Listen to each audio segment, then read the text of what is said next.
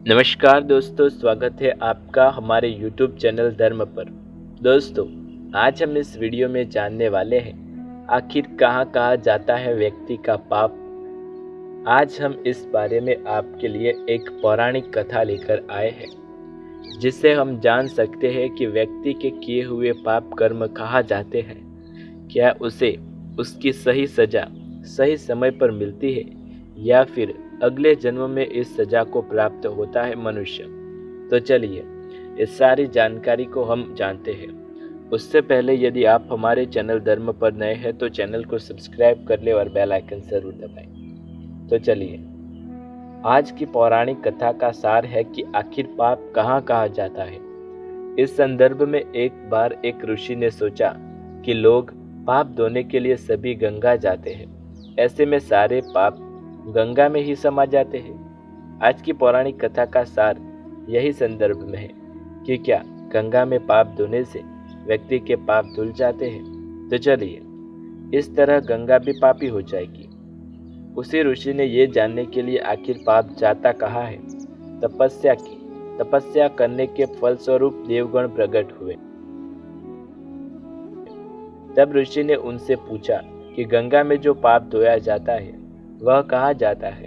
तब भगवान ने कहा कि चलो गंगा जी से ही पूछते हैं। इस बारे में ऋषि और भगवान दोनों ने ही गंगा जी से पूछा कि हे गंगे, सब लोग तुम्हारे यहाँ पाप धोते हैं, तो इसका मतलब क्या आप भी पापी हुई। तब गंगा ने कहा कि कैसे पापी हो गई, मैं तो सभी पाप लेकर समुद्र को अर्पित कर देती हूँ। इसके बाद ऋषि और भगवान समुद्र के पास गए और उनसे पूछा कि हे सागर, गंगा सभी पाप आपको अर्पित कर देती है, तो ऐसे में आप पापी हो गए। तब समुद्र ने कहा, वो कैसे पापी हुआ, वो सभी पाप को बाप कर बादल बना देते हैं। अब ऋषि और भगवान दोनों ही बाद में बादल के पास गए। उनसे पूछा कि हे बादल, समुद्र पापों को बाप कर बनाकर बादल बना देते हैं, तो क्या आप पापी हुए। बादल ने कहा, मैं कैसे पापी हुआ, मैं तो सभी पाप को वापस पानी बना देता हूँ और धरती पर गिरा देता हूँ। इससे अन्न उपजता है, इससे से ही मानव खाता है।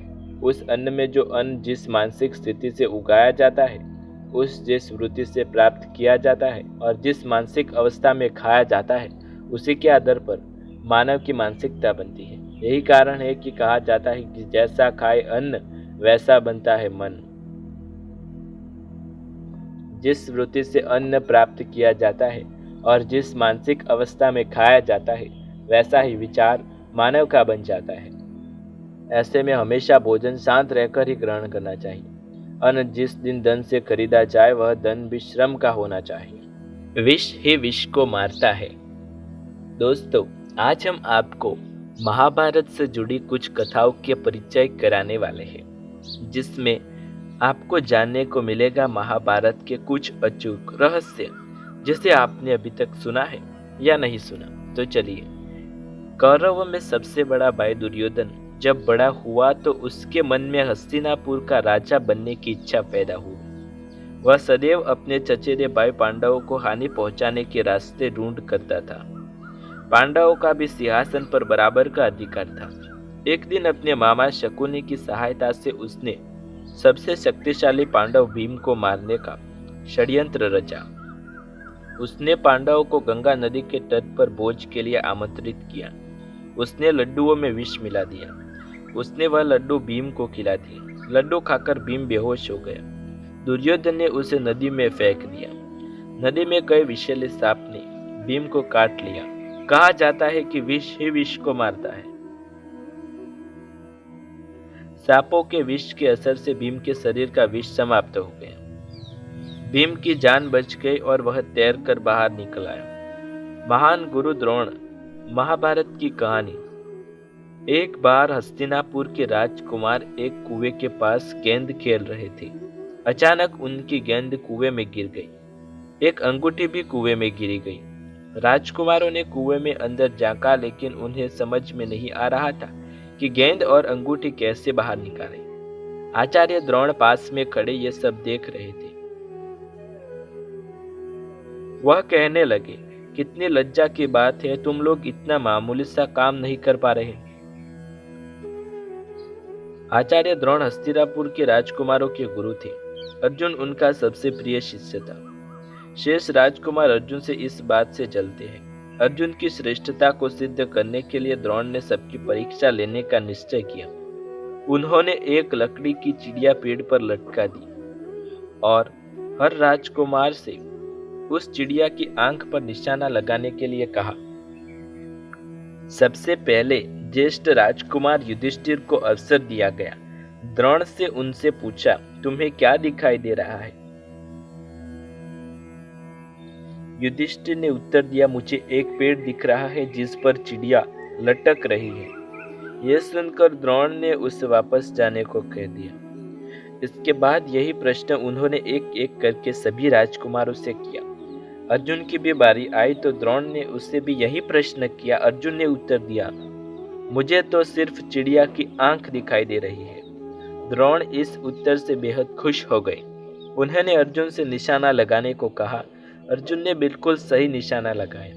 द्रोण ने सभी शिष्यों से कहा कि सर्वश्रेष्ठ तीरंदाज वही है जिसकी निगाहों सिर्फ अपने लक्ष्य पर रहती है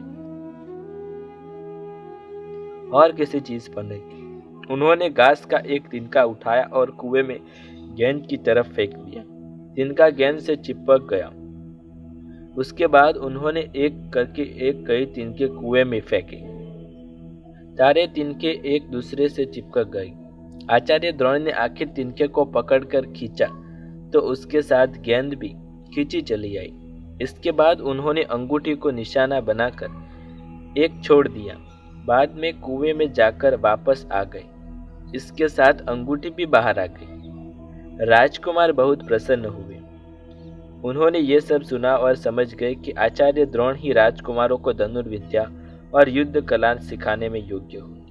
उन्होंने द्रोण को राजगुरु बना दिया। तो दोस्तों, ये थी महाभारत की कुछ अनचुनी और रोचक कहानियां, जिसे जानने के बाद आपको भी बहुत आनंद आया होगा।